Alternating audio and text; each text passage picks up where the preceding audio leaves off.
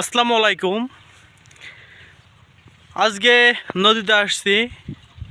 ওই তো আমার ছাগলগুলোকে দেখতে পাইতেছেন দেখুন কত সুন্দর করে কচুরিপানা আছে। কচুরিপানাগুলো খাইতেছে দেখুন, এই তো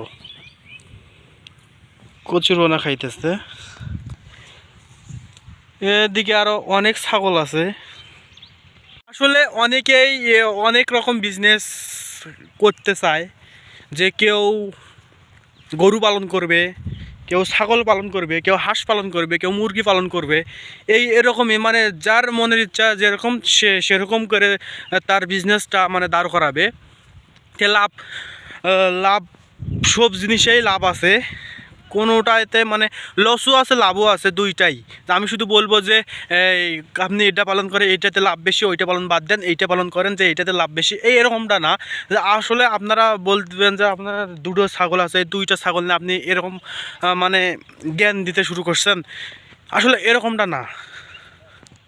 একটা কথা বলি, আপনার কাছে যদি থাকে 20 টাকা, তাহলে আপনি 20 টাকা খরচ করবেন না, আপনি ওখান থেকে খরচ করবেন 10 টাকা।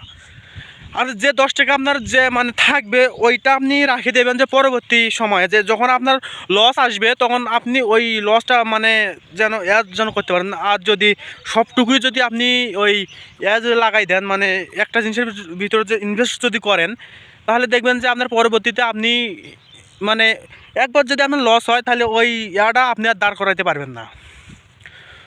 তো এইটাই আমার পুঁজি নাই, আমি কেন বড় করে শুরু করব।